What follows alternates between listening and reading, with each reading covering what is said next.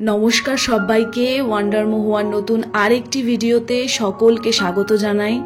আজকে শনিবার আর এখন বাজে সকাল ওই 6:45 মতন। আর এখন থেকেই আজকের ভিডিওটা শুরু করছি। একদম নতুন জায়গায়, নতুনভাবে, একদম অন্যরকমভাবে ভিডিওটা শুরু করতে চলেছি। আশা করি আপনাদের সকলের ভালো লাগবে। নতুন ফ্ল্যাটে এসেছি আজকে নিয়ে ওই 5 দিন হলো, আর নতুন জায়গার এইটা প্রথম ভ্লগ। এর আগে আপনাদের সঙ্গে গৃহপ্রবেশের ভ্লগটা শেয়ার করেছি, আর আজকে শুরু করলাম ডেইলি ভ্লগ। সকালবেলা ঘুম থেকে উঠে আগের দিনের যে সমস্ত বাসনগুলো মেজে রেখেছিলাম রাতের, সেগুলো জায়গায় গুছিয়ে রেখে দিলাম। চিয়া সিডস কিনেছিলাম জানেন তো, ওই বাড়ি থাকতে। প্যাকেট থেকে রোজ রোজ বার করে খেতে প্রচণ্ড অসুবিধা হয়, তাই আজকে ভাবলাম কৌটোতে ঢেলে রেখে দিই, অনেকটা সময়ও বাঁচবে আর নিতেও সুবিধা হবে। এই কয়েকদিন ধরে শরীরের ওপর থেকে যা ধকল গেছে বা এখনো যাচ্ছে, তার চাপে নিজের আর একটুও যত্ন নেওয়া হয়নি, তাই চুলটার প্রচণ্ডই বাজে অবস্থা। তাই আজকে ভাবলাম সবার আগে নিজের চুলটার যত্ন নেব। তাই ফ্রিজে একটু টক দই ছিল আর ডিম দিয়ে, মানে ডিমের সাদা অংশটা দিয়ে একটা প্যাক বানিয়ে ভাবলাম আগে চুলে লাগিয়ে নিয়ে তারপরে ঘরের সমস্ত কাজ করব। ততক্ষণ ওটা শুকিয়েও যাবে, তারপরে শ্যাম্পু করে নেব। দাঁড়ান, আমি এটা বাথরুমে গিয়ে লাগিয়ে আসি, কারণ ঘরে লাগালে না সারা ঘরে পড়বে। চলুন, হয়ে গেছে লাগানো, এবার ঘরের কাজগুলো চটপট করে সেরে নিই। গতকাল কয়েকটা জামা কাপড় কেচেছিলাম। এখন না এখানে আসার পরে জামা কাপড় কেচে মেলাটা একটু অসুবিধা হচ্ছে, কারণ এখনো দড়ি লাগানোর ব্যবস্থাটা ছাদে হয়নি। তারপর যেহেতু লিফটও হয়নি, তাই এখন ছাদে গিয়ে মেলাটাও একটু অসম্ভব ব্যাপার। তাই বাইরের ব্যালকনিতেই ওই ছোট ছোট 3-4-5টা করে জামা কাপড় যা হচ্ছে সেগুলোই কেচে কেচে মেলে দিচ্ছি। আর গতকাল মায়ের ওখানে গেছিলাম, মায়ের কাছেও একটা শাড়ি, একটা স্কার্ট ছিল, সেটাও নিয়ে এসছি। তাই সেগুলো সমস্ত কিছু গুছিয়ে ফেলছি।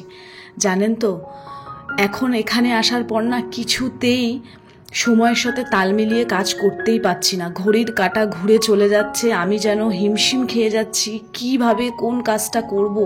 এতদিন ওখানে একটা ঘর, একটা ছোট্ট রান্নাঘর, ডাইনিংটাও ছোট্ট, সেইভাবে 3টে বছর কাটিয়ে এসেছি। আর এখানে হঠাৎ করে এসে এত বড় বড় ঘর, এত বড় ডাইনিং প্লেস, মানে এত কিছু নিয়ে আমি পুরো হিমশিম খেয়ে যাচ্ছি একদম। অজয়কে বলার পরে অজয় বলল যে আস্তে আস্তে সমস্ত কিছু ঠিক হয়ে যাবে। আমি জানি আস্তে আস্তে আমি ধাতস্থ হয়ে যাব, কিন্তু প্রচণ্ড অসুবিধা হচ্ছে। রাস্তার ধারে যেহেতু ঘর, তাই প্রচণ্ড ধুলো হয়।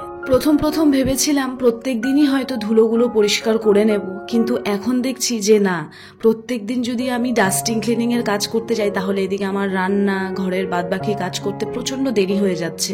তাই ঠিক করেছি সপ্তাহে 2 দিন, মানে শনিবার আর সোমবার তো আমার রান্নার প্রেশারটা কম থাকে, সেই দিন আমি সমস্ত ঘর পরিষ্কারের কাজটা করব। কারণ রুটিন ওয়াইজ যদি কাজ না করি, তাহলে একদমই কোনো কাজ সময় মতো করতে পারবো না। প্রথম 2 দিন তো স্নান করতে করতে প্রায় 4টে-5টা বেজে গেছে। তারপর ভাবলাম যে না, একটা রুটিন সেট করতে হবে, আর সেই অনুযায়ী ঘরের প্রত্যেকটা কাজ করতে হবে। একটা জিনিস দেখাই আপনাদেরকে, এই যে দেখছেন আমি পরিষ্কার করছি, এটা না রিমোট রাখার স্ট্যান্ড। ঘরে বাচ্চা কাচ্চা থাকলে একটা রিমোট খুঁজে পাওয়া যায়, আবার একটা রিমোট খুঁজে পাওয়া যায় না। তাই এইখানে আসার আগে আমি মিশো থেকে নিয়েছি এই রিমোট রাখার স্ট্যান্ডটা। খুব অ্যাফোর্ডেবলের মধ্যে পেয়েছি, আর খুব ভালো হয়েছে জানেন তো।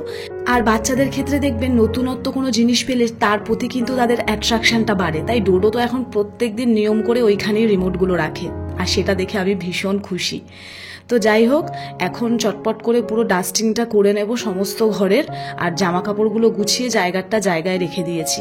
মানে এখন বলতে পারেন আপাতত মানে ফ্ল্যাটটা ওই 98% আমার পুরোপুরি গোছানো কমপ্লিট হয়ে গেছে, আর সামান্য কিছু আছে, সেগুলো আস্তে আস্তে হয়ে যাবে।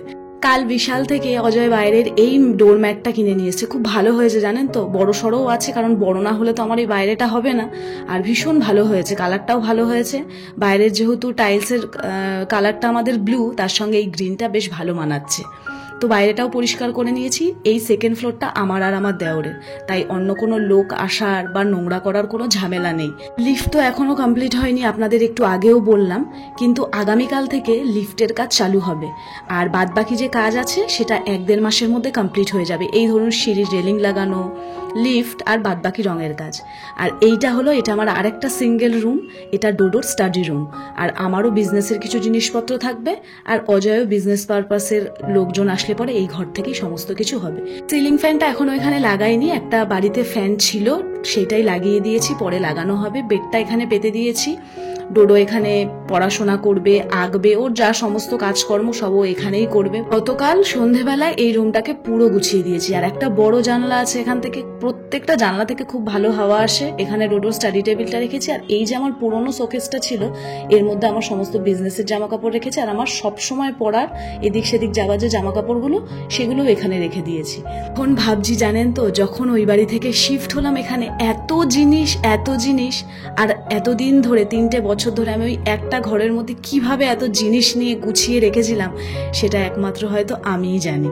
চলুন এখন ঘরে গিয়ে আগে জানলাগুলো খুলে দিই, কারণ সকালবেলা যখন আমি ডাস্টিং এর কাজটা করি না তখন জানলাগুলো খুললে মানে আমার কাজ করতে প্রচন্ড অসুবিধা হয়ে যায়, ধুলো ময়লা উড়ে একদম একাকার অবস্থা। তাই আগে পরিষ্কার করে নিয়ে তারপরে জানলাগুলো খুলি। তো এখন এখানে আমি একটু ডিটক্স ওয়াটারটা বানাবো, কয়েকদিন ধরে খাচ্ছি, বেশ ভালোই লাগছে জানেন তো, সারাদিন বেশ একটা এনার্জি পাওয়া যায়।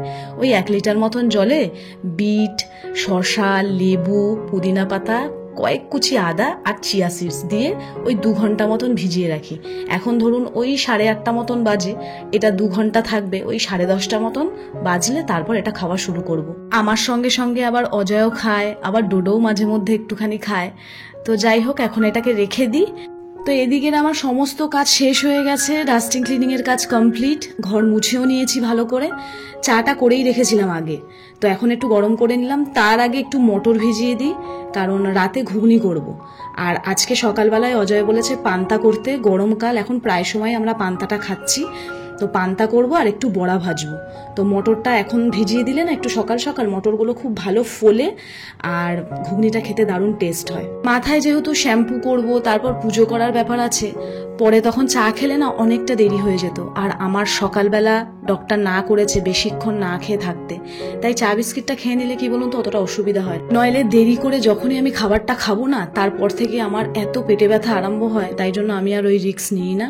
সকালে চা অন্তত 2-4টে বিস্কিট আমি খেয়ে নিই। তো এখানেও অজয় আর ডোডো দুজনেই ঘুম থেকে উঠে পড়েছে বলে রুমটাও আমি ক্লিন করে দিলাম। আর এখন তো ডোডোর সামার ভ্যাকেশন স্টার্ট হয়েছে, এখন তো একটু দেরি করে ঘুম থেকে উঠবে। আর ছেলেটার না প্রচন্ড ঠান্ডা লেগেছে, কাশি হচ্ছে, ঠিকমতো রাতে কাশির জন্য ঘুমোতে পারছে না। মেডিসিন দিচ্ছি কিন্তু তবুও যেন কাশিটা কমছে না। সমস্ত কাজের শেষে স্নান করে শ্যাম্পু করে ভালো করে চলে এসে পুজোটাও সেরে নিলাম। পুজোটা অনেক বড় একটা কাজ হয়ে গেল, ব্যাস নিশ্চিন্ত। চলুন এখন এই ডিটক্স ওয়াটারটা বানিয়েছিলাম, ওটা প্রায় 2 ঘন্টা হতে চললো, তো এটাও এখন খাই। তাহলে আজকের ভিডিওটা এই পর্যন্তই থাক, দেখা হবে খুব তাড়াতাড়ি। ততক্ষণের জন্য সকলে ভালো থাকবেন, সুস্থ থাকবেন, আর ভিডিওটা কেমন লাগলো জানাতে কিন্তু ভুলবেন না।